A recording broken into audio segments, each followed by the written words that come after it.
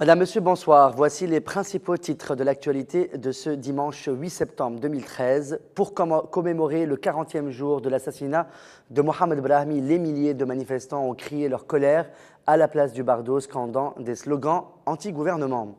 Hamal Hamemi annonce un sitting demain à la Kasbah et une liste de députés dissidents feront la grève de la faim, d'ores et déjà mise en place.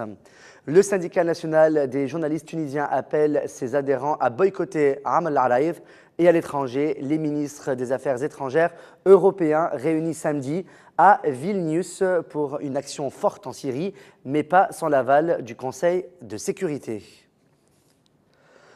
Plusieurs milliers de Tunisiens ont manifesté samedi 7 septembre dans la soirée pour réclamer la chute du gouvernement dirigé par le parti islamiste Nahda. La foule a défilé jusqu'à la place du Bardo, aux portes de Tunis, devenue théâtre des protestations quasi permanentes depuis la mort de l'opposant Mohamed Brahmi, abattu de 14 balles tirées à bout portant le 25 juillet. Le sang a coulé. Plus de légitimité pour Nahda. Brahmi martyr, sur tes pas, nous marcherons. Abat les oppresseurs du peuple, abat la bande des frères, a scandé la foule, faisant référence au lien entre Nahda et les frères musulmans d'Égypte. La famille de Mohamed Brahmi et les proches de Chokri Blaïd, un autre opposant de gauche assassiné en février, ont pris la tête de la marche soigneusement encadrée par la police. Le Front du Salut national, qui chapeaute le mouvement de protestation, a affirmé que la date symbolique du 40e jour depuis le décès de Brahmi, qui marque la fin du deuil, signifiait une nouvelle étape de mobilisation pour la chute du gouvernement et la dissolution de l'Assemblée nationale constituante, dont les travaux ont été suspendus après son boycott par plusieurs députés. Une source sécuritaire de la salle des opérations relevant du secteur de police de Mehdaïa a démenti ce dimanche 8 septembre tout échange de coups de feu avec un groupe suspect ou poursuite du même groupe dans la région de Rchish. La même source a indiqué qu'un individu en état d'ivresse s'est mis à faire du tapage devant le poste de police, ce qui a poussé les agents à l'interpeller, puis à demander du renfort lorsque des amis de ce même individu ont tenté de le libérer. Les travaux de construction d'un nouveau centre de traitement du cancer dans le gouvernorat de l'Ariana débuteront fin 2013 pour un coût total estimé à plus de 10 millions de dinars. Le nouveau centre de traitement amené à soulager l'Institut Salah Azeïs de Beb Saadoun de la congestion sera construit à proximité de l'hôpital Abdelrahman Memi de pneumophysiologie. Le député Tahar Ahmila, fondateur du mouvement pour le décollage vers l'avenir, a déclaré dans une interview publiée par le journal Es-Sarir ce dimanche 8 septembre que la Troïka est décédée et que l'opposition, bien que n'ayant pas la légitimité politique, s'est imposée et a réussi à briser la coalition au pouvoir. Tahar Ahmila indique dans la même interview qu'il devait, en sa qualité de doyen des élus, assurer pendant 2 jours l'intérim de Mosfa Ben Jafar à la présidence de l'Assemblée nationale constituante jusqu'à l'élection de son successeur. Le porte-parole officiel du Front populaire, Hamal Hamemi, a annoncé samedi qu'un sitting présidé par les leaders du Front du Salut national aura lieu demain, lundi, à la Kasbah.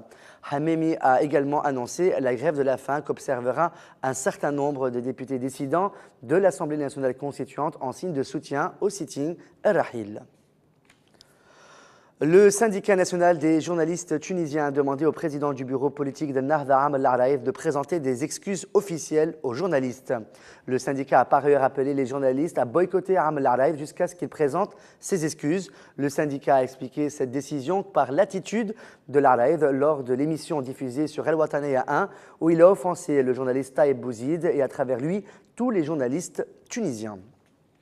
Dans l'actualité internationale, 11 États membres du G20 ont condamné le bombardement à l'arme chimique du 21 août dans la banlieue de Damas et se sont prononcés pour une réponse forte de la communauté internationale lors du sommet de Saint-Pétersbourg selon la Maison-Blanche.